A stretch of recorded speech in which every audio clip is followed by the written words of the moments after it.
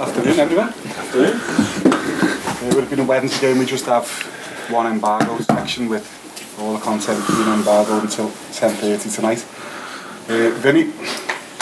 Jurgen, first of all, there's been reports out of Portugal that Jota could miss the World Cup. Can you bring us up to speed on exactly how serious his injury is? And also the fact that you're playing Monday, Wednesday, Saturday, what problems does that create for you in terms of looking after your players? Well, for someone like Andy Robertson, for instance, just back from injury, played 99 minutes at the weekend.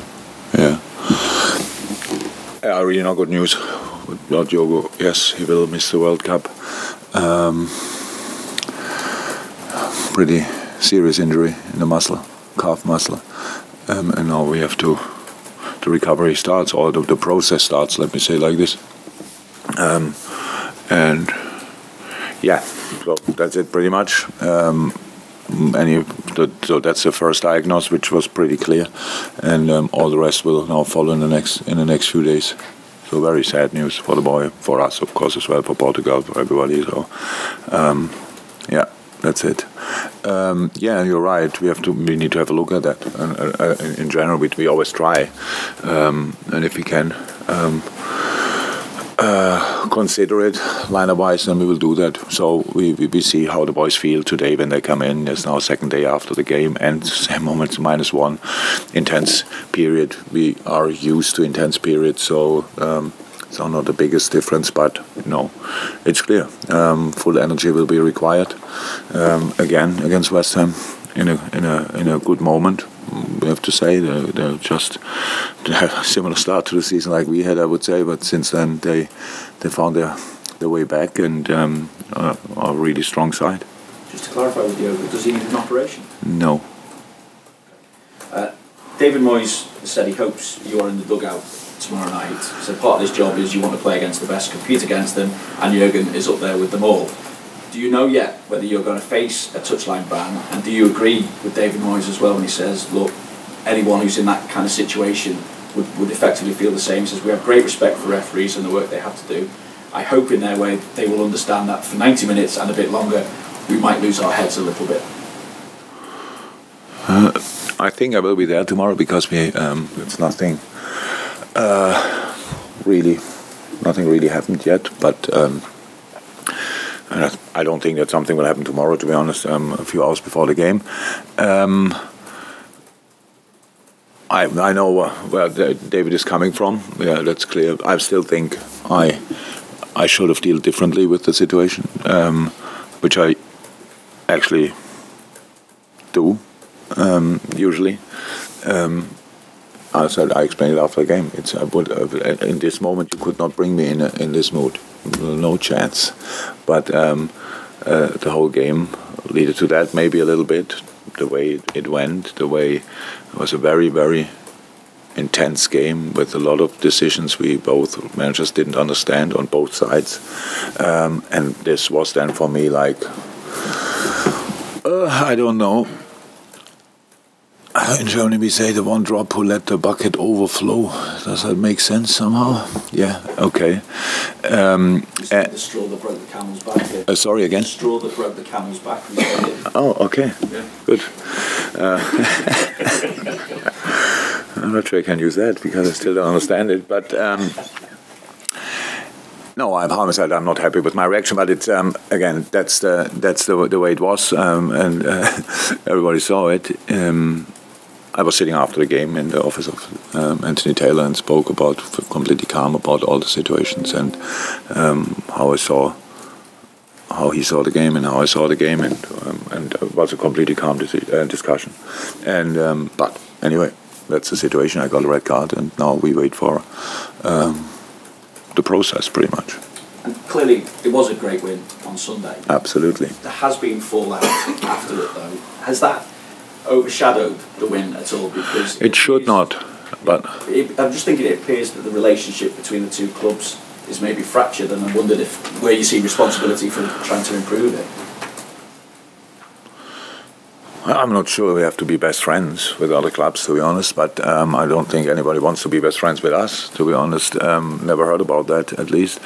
It's a completely normal competition. But apart from that, again, it started here with a question and answered it, and then all the rest was made of it, and I know what I thought when I said it, and I thought I have put it all in perspective and said how much I respect everything what they are doing, and then at the end, obviously, it was still not right for some.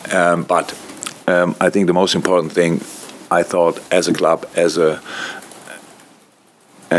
team, together with our supporters, we showed an incredible performance on Sunday. Incredible performance.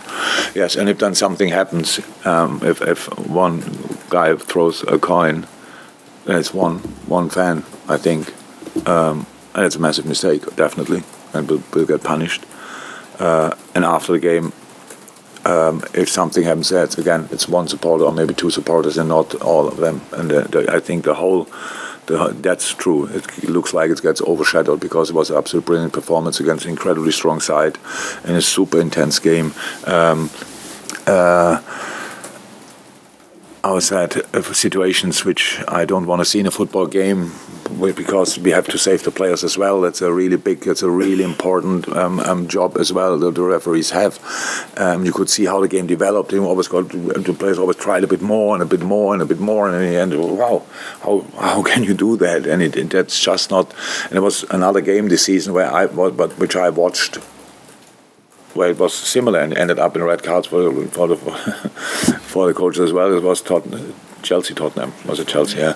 We thought as well, watched the game and you thought in front of the television, oh my God, what's going on here? It was super intense. And no excuse. That's not. I don't use that as an excuse for me. It's just that's what was the game. And how I said, I thought the performance was outstanding. Individually as a unit as well, it was absolutely great.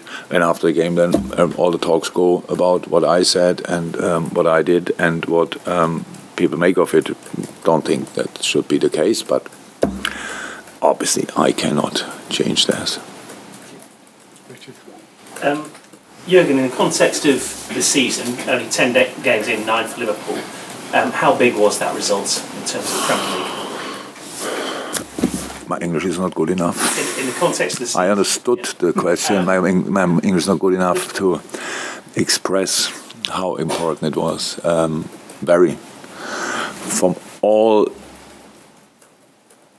different perspectives or whatever, it was the performance we needed. It was the way we had to defend. It was the way we had to commit. It was the way.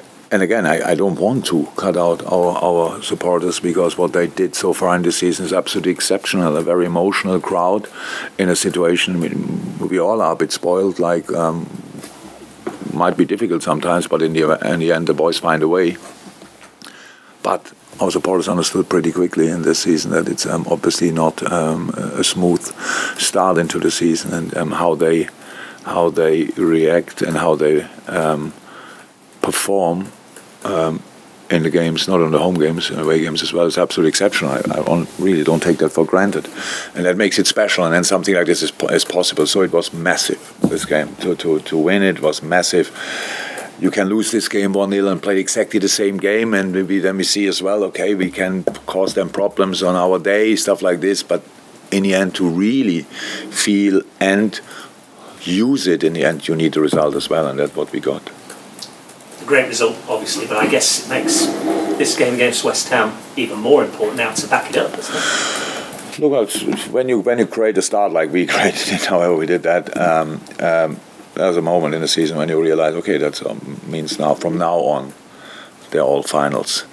And that's already a few weeks ago that we realized that, and so that means I'm not sure if we can give the West Ham game even more importance than we already put in, because at 100% there's a natural barrier.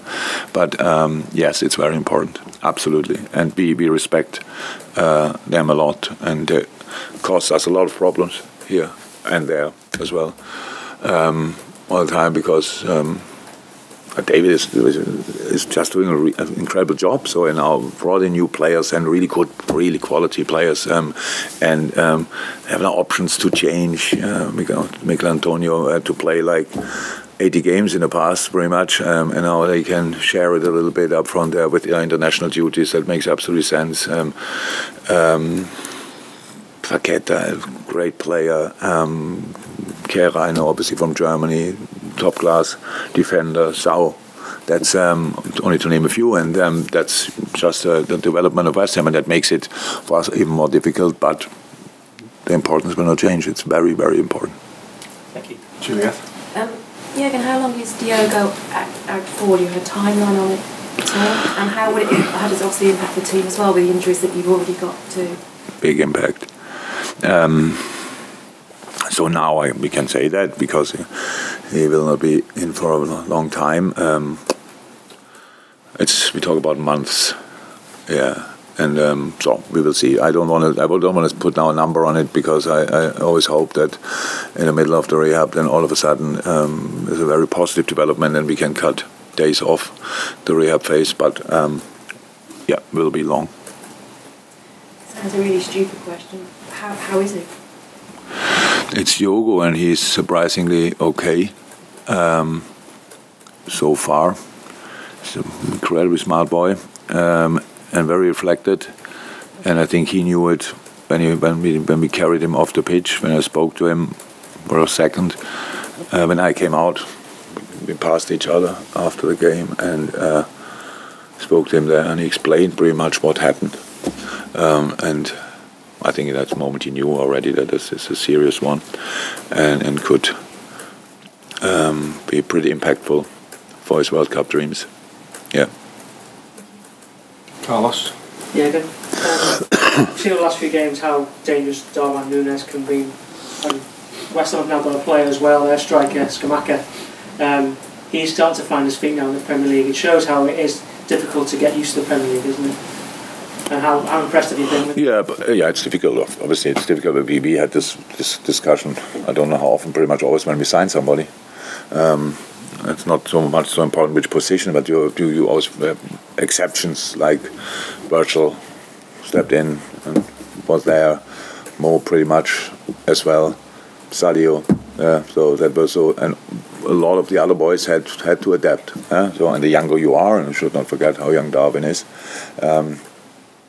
And the quicker your career went before, like all the steps were big steps he made, incredible, really quick, and yeah, completely normal. So the Premier League is the strongest league in the world, the most competitive league in the world. So yeah. And then on top of that, for both strikers, it was the same. Both teams didn't start particularly well, and so that is not helpful for a striker.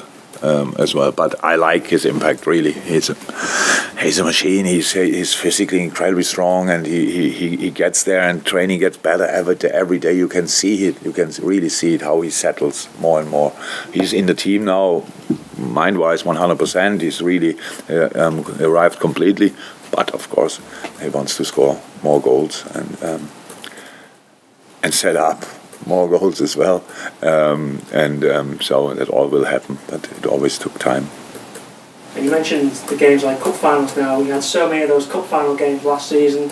You've had the pressure of winning game after game when you go for the title.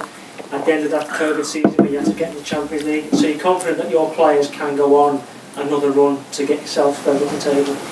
Yeah, if you see it game by game, that's no problem, because the only thing you have to do, you put everything into this game and then you recover and then you put everything into the next game. So that is not a real problem. So I think I understand a little bit where your question is leading to or whatever. So can you really do that for that long? But that's why we change lineups as much and as often as we can without killing the structure. But of course now 2 players who played for us left out for a long time is not helpful. So we have to think about systems, we have to think about everything, but that's what we will do, and that's the job. Carl Markham? Hey Jurgen, sorry to take us back to the City fallout, but you sat here on Friday and spoke in glowing terms about Pep, about City, about Haaland, saying they were the best in the world at the moment. That didn't arrive, obviously. No, yeah. So I'm just wondering how you feel then to almost be your comments then to be not blamed, but people saying you inflamed tensions around the game because of what you said when you spoke so well about it. That's life of people who speak in public. So it's not the first time that I get misunderstood. So I know what I thought when I said it. If somebody wants misunderstands that or wants to misunderstand, I cannot change that. So I have to be careful. I know since years that I'm not always careful. I realize as well. From time to time, I just answer and say what I think. I try to do that in the future as well, because usually it's never my aim to blame anybody or whatever. Just talk about things which I think are not that important in life, actually. But I think what I know about, or I say what I know about it, or how I judge it, or how I see it. So that's it. I cannot change that. I wasn't. Nothing of the things were made of were my intention, to be honest. Just turning back to all matters then, in terms of other injuries, have you got anybody else who's likely to be coming back in? So, I think all the other players who started the game are available again. Curtis was on the bench. What was clear, he will not bring him on. We just had space, and he's in training. Looks really good in training, but needs further training until he's really available. He could be a step closer now after 2 days, but didn't train yesterday, so maybe half a step closer.